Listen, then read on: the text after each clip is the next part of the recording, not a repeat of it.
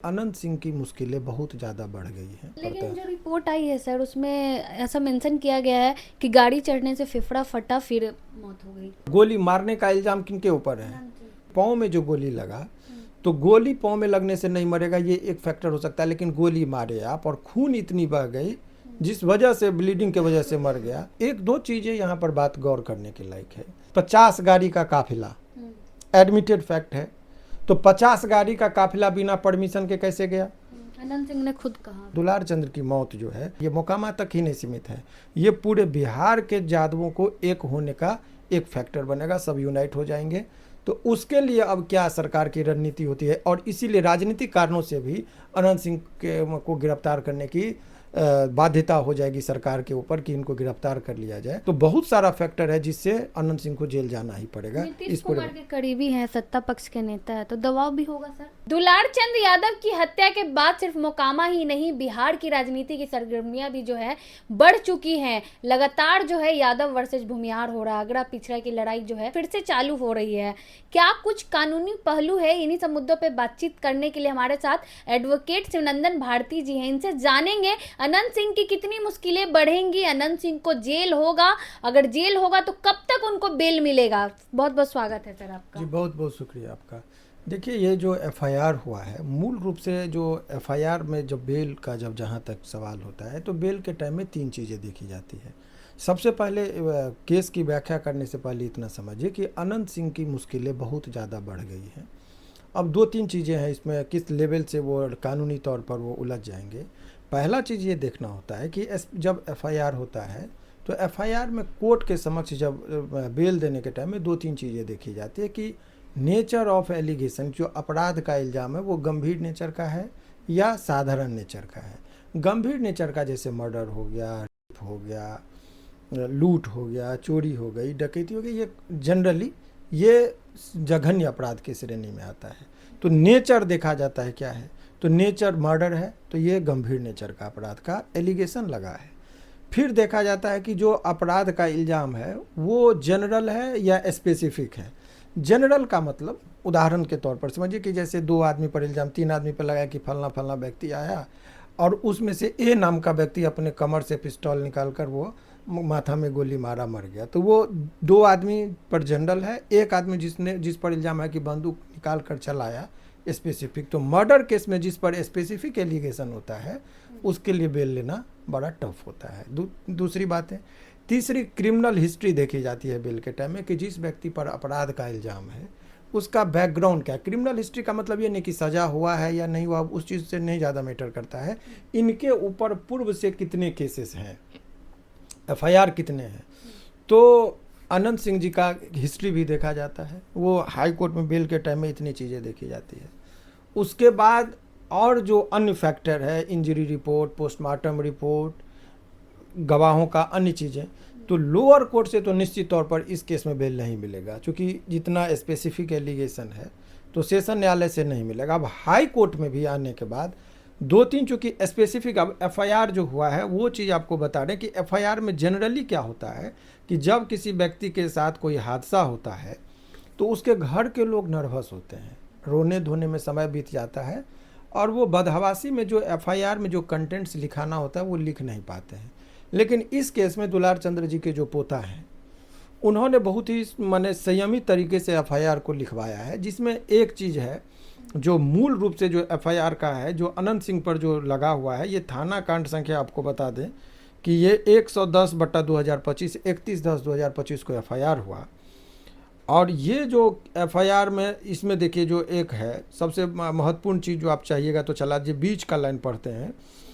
इसमें कहता है कि अपने सहयोगी के साथ आया और दादा को गाली देने, दादा गाली देने से मना किया। इस पर राजवीर सिंह और करमवीर सिंह दोनों का अपना पिता का नाम दिया है, ज़बरदस्ती दादा को गाड़ी से खींच लिया।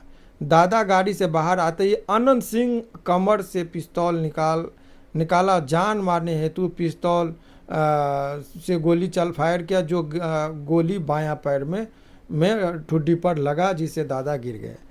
और अब यही चीज़ देखा जाएगा कि गोली, अब पोस्टमार्टम रिपोर्ट में गोली लगी और गोली मारने का इल्ज़ाम किनके ऊपर है, तो मुख्य अभियुक्त घटना क्या है, सच्चाई और उससे न तो वकील देखता है न जज देखता है। एफआईआर में क्या बातें आई हैं उस चीज़ के आधार पर स्पेसिफिक एलिगेशन इनके ऊपर है कि इन्होंने, एफआईआर की बात मैं कर रहा हूँ, कि गोली चलाया, और पोस्टमार्टम रिपोर्ट में यह दिया था कि गोली वहाँ से निकला बायां पैर से, तो इसका मतलब माना जाता है कि पोस्टमार्टम रिपोर्ट सपोर्ट कर रहा है। तो ऐसे परिस्थिति में बेल नहीं मिलता है, ट्रायल को ही कंप्लीट कराना पड़ता लेकिन है। जो रिपोर्ट आई है सर, उसमें ऐसा मेंशन किया गया है कि गाड़ी चढ़ने से फेफड़ा फटा फिर मौत हो गई।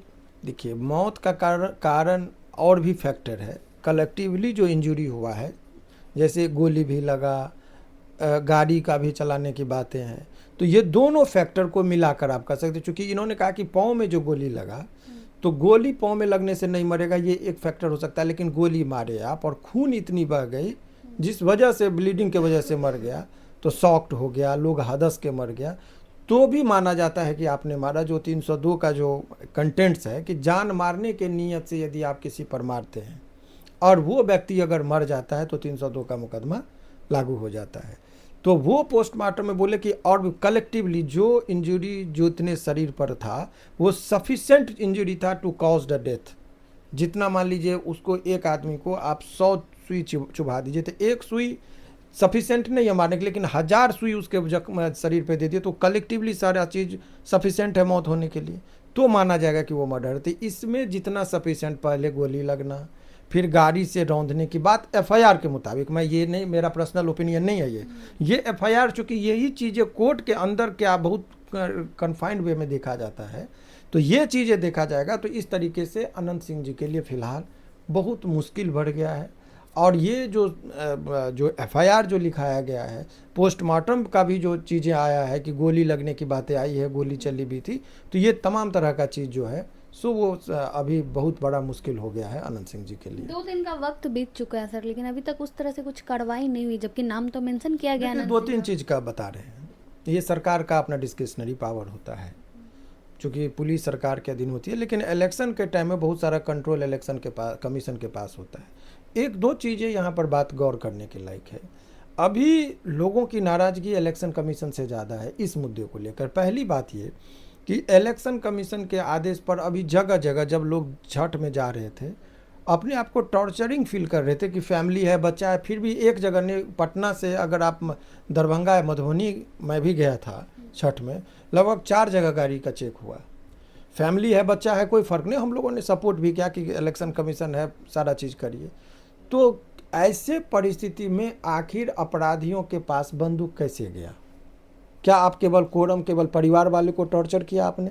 अपराधियों को संरक्षण दिया कि बंदूक लेके, आखिर दोनों तरफ से, या तो दुलार चंद्र जी के तरफ से बंदूक चला या अनंत सिंह जी के चला, ये मैटर है कि आखिर बंदूक क्यों गया, इसके लिए जिम्मेदार कौन है? ये एक महत्वपूर्ण चीज़। क्या सरकार के इशारे पर इलेक्शन कमीशन काम कर रही है या इलेक्शन कमीशन अपनी नाकामयाबी को यहाँ छुपा रहा है? ये एक उसका एक जिम्मेदारी बनता है, नंबर 1। नंबर 2 की 50 गाड़ी का काफिला एडमिटेड फैक्ट है, तो 50 गाड़ी का काफिला बिना परमिशन के कैसे गया? अनंत सिंह ने खुद कहा, उन्होंने कहा कि 40 गाड़ी हमारा आगे बढ़ गया तो और 10 गाड़ी रह गया था, तो मान लीजिए कि 50 गाड़ी, तो क्या 50 गाड़ी का काफिला था?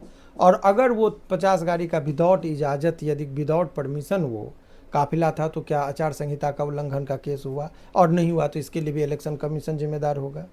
तो ये तमाम तरीके का चीज़ जो है फिलहाल मुश्किल बढ़ गया है अनंत सिंह जी को बहुत ऐसे परिस्थिति में। हालांकि इस केस को लोग जाति के चश्मे से देख रहे हैं, कुछ लोगों का कहना है कि नहीं, ये बैकवर्ड और फॉरवर्ड की बात करने लगे हैं, जातिगत, कुछ लोग भूमिहार वर्सेस यादव की लड़ाई दे रहे हैं, लेकिन मर जाने के बाद एक सेंटीमेंट होता है।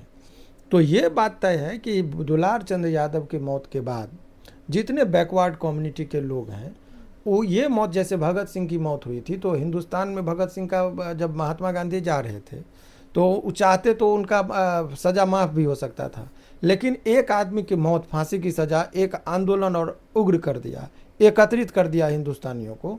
तो इतना बात तय है, राजनीतिक कारण से देखेंगे कि जब किसी भी व्यक्ति का मौत हो जाता है, जैसे दुलार चंद्र की मौत जो है, राजनीतिक तौर पर बैकवर्ड कम्युनिटी को एक होने के लिए फैक्टर एक है, जिसको राजनीतिक तौर पर कैसे संभालेंगे अनंत सिंह जी और उनके पूरे टीम, ये उनके लिए एक बहुत बड़ा चैलेंज हो सकता है।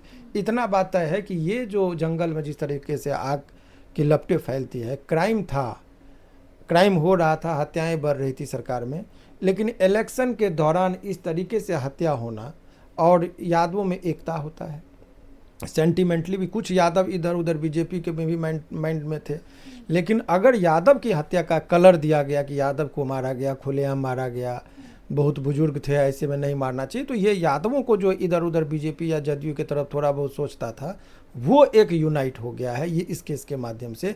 इसका भी काट यदि बीजेपी नहीं निकालती है तो उसके लिए बड़ा मुश्किल हो सकता है। अनंत सिंह अगर गिरफ्तारी उनकी हो जाती है तो मुश्किल होगी उनको बेल लेने में सर। बेल के दृष्टिकोण से कानूनी तौर पर मैंने बोला, और इस घटना से दोनों चीज़ प्रभावित हो रहा है। कानूनी तौर पर व्यक्तिगत तौर पर अनंत सिंह जी प्रभावित हों, अलग मामला है, उनकी राजनीति भी प्रभावित हो गई कि इस आर में अगड़ा और पिछड़ा का जो कलर दिया जा रहा है, यादव का सेंटिमेंट और यादव के आर में पूरे बैकवर्ड कम्युनिटी का जो सेंटिमेंट है, बहुत सारे आपको बता दें कि जो भी वोट का जब एनालिसिस करिएगा तो यादव में से बहुत से यादव ऐसे हैं जो बीजेपी को वोट देते हैं, जैसे साधु संत जो भगवान में बहुत ज़्यादा आस्था गहरी विश्वास रखते हों, लेकिन जब देखता है कि भाई हम यादव को खुलेआम गोली मार दिया गया, चूँकि उनकी संख्या ज़्यादा है, तो ऐसे परिस्थिति में ये मौत के बाद इतना बात तय है कि वो थोड़ा सा जो यादव इधर उधर छिटक रहे थे वो यूनाइट होने का पूरा ये है, उनको एकत्रित करने का जो है सो एक मौका मिला है। तो ये वोट बैंक पूरे बिहार में, ये मोकामा तक ही नहीं सीमित है, ये पूरे बिहार के यादवों को एक होने का एक फैक्टर बनेगा, सब यूनाइट हो जाएंगे। तो उसके लिए अब क्या सरकार की रणनीति होती है, और इसीलिए राजनीतिक कारणों से भी अनंत सिंह को गिरफ्तार करने की बाध्यता हो जाएगी सरकार के ऊपर कि इनको गिरफ्तार कर लिया जाए, क्योंकि अगर वो गिरफ्तार नहीं होगा तो यादवों का भावना भड़केगा, बैकवर्ड का भावना भड़केगा। तो ऐसे परिस्थिति में सरकार के पास कोई विकल्प नहीं बचेगा सिवाय हालांकि एलिगेशन भी बहुत गंभीर है, तो बहुत सारा फैक्टर है जिससे अनंत सिंह को जेल जाना ही पड़ेगा। नीतीश कुमार के करीबी हैं, सत्ता पक्ष के नेता है, तो दबाव भी होगा सर? दबाव है, लेकिन वोटिंग के तौर पर जब राजनीतिक कारण हो और वोट में यदि नेता हर काम करता है वोट के लिए, जहां वोट का ये होगा बाद में छोड़ देंगे। अभी क्या हुआ था, अभी जमीन बंटवारा के नाम पर आज तक कभी नहीं आप सुना होगा किसी को जेल से पेरोल पर छुटता हो। तो सरकार के पास शक्तियां हैं, वो चाहे तो पेरोल पर छोड़ दे, वो चाहे तो यहाँ बेल के टाइम में स्टेट को मैनेज माने जो स्टेट के तरफ से विरोध न करे, ये सब चीज़ें हो सकता है। परंतु अभी तो सरकार भी नहीं, हमको नहीं लग रहा है कि रिस्क लेगा उनको बचाने का, क्योंकि जानता है कि जन भावना भड़क जाएगी, और ये लड़ाई केवल मोकामा तक ही नहीं, ये पूरे बिहार के चीज़ों को प्रभावित कर दिया है।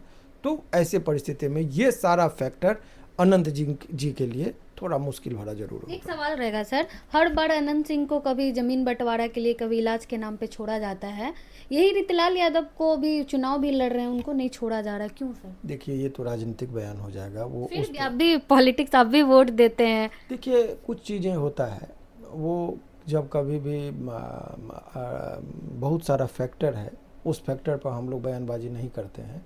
परंतु इतना समझिए कि दो तरह के लोगों पर केस है, एक करता है तो गुंडा कहलाता है और दूसरा करता है तो छोटे सरकार कहलाता है। तो अब ये नामांकन को भी जब आप क्रिमिनल्स या क्राइम को भी आप जाति के चश्मे से देखेंगे कि मेरा जात कर रहा है तो मसीहा है, दूसरा जात कर रहा है तो क्रिमिनल है, तो इससे सभी को खतरा होता है। ऐसा नहीं कि आज दुलार चंद यादव की मौत हुई है या कभी किसी सिंह जी की मौत हो, कभी किसी भूमिहार की मौत हो, जो भी गलत करता है, क्रिमिनल्स है, क्राइम करता है, उसका सपोर्ट नहीं करना चाहिए अगर समाज में रहना है तो। अब दबंगई और दादागिरी का वक्त नहीं है। अब वो ओसामा बिन लादेन को भी घुस के मारा गया था, बहुत बड़े आतंकवादी थे। तो आप ही समझिए कि अब वो दौर ख़त्म है जहां दादागिरी जो करने वाले लोग हैं उनको, अब चूँकि वोट आपको लोकप्रियता से मिलेगा, आपके दबंगई से वोट नहीं लिया जा सकता है। लोगों को का व्यवहार, आप अपने व्यवहार से लोगों का दिल जीत सकते हैं, डरा कर वोट नहीं ले सकते हैं, वो दौर खत्म हो गया है। रितलाल यादव अब बाहर नहीं आएंगे सर चुनाव प्रचार के लिए, एक दिन भी नहीं?